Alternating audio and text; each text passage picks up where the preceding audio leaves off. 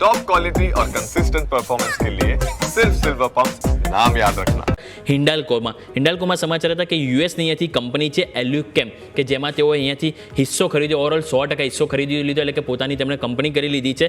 કુલ 12.5 કરોડમાં અહીંયાથી આપણને હિસ્સો અહીંયાથી તેઓ ખરીદ્યો છે, $5.5 કરોડ.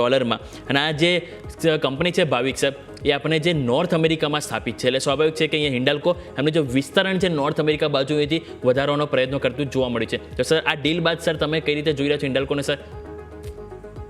આઈ થિંક જ્યારથી ટ્રમ્પ આવ્યો છે again A make in America અને મેડ ઇન અમેરિકા જેમ આપણે ઇન્ડિયા કરી રહ્યું છે એના ઉપર એનું ફોકસ છે અને ટ્રાય કરી રહ્યું છે કે જોબ્સ મેન્યુફેક્ચરિંગ જે બધું છે એ એના અમેરિકામાં થાય. અને જે કંપની જો બહારથી મેન્યુફેક્ચર કરીને અમેરિકામાં લાવે છે તેના ઉપર એ લોકો ટેરિફ નાખી રહ્યા છે. એટલે આ એક રીતે સારું છે, કારણ કે બીજી રીતે ત્યાં મેન્યુફેક્ચરિંગ જો તમે એઝ અ કંપની તમે ત્યાં સ્ટાર્ટ કરો તો એ બહુ એક્સપેન્સિવ છે. એના બદલે જે ત્યાંની એક્ઝિસ્ટિંગ કંપની છે એ લોકો તમને એટલીસ્ટ નોર્થ અમેરિકન માર્કેટનું એક્સેસ પણ મળે અને સાથે સાથે તમારે જે ટેરિફ છે એ પણ ના આવે. એટલે આ એક રીતે હિન્ડાલ્કોનું એક રીતે આપણે કહી શકીએ કે એક ફૂટપ્રિન્ટ જઈ રહ્યું છે નોર્થ અમેરિકામાં અને આ એક પોઝિટિવ છે. ઇનફેક્ટ આપણે સ્ટોકમાં પણ જોયું હતું કે જ્યારે ન્યૂઝ આવ્યો હતો ત્યારે ગેપ અપથી જ ખુલ્યું હતું અને એક્સપેક્ટેડ છે કે આગળ જતાં પણ આઈ થિંક આ બેનિફિશિયર રહેશે કંપની માટે. અને ઓવરઓલ સ્ટોકમાં પણ મને લાગી રહ્યું છે કે અપસાઇડ જે છે એ 685-690 સુધી આપણને હિન્ડાલ્કોમાં જોવા મળી શકે છે.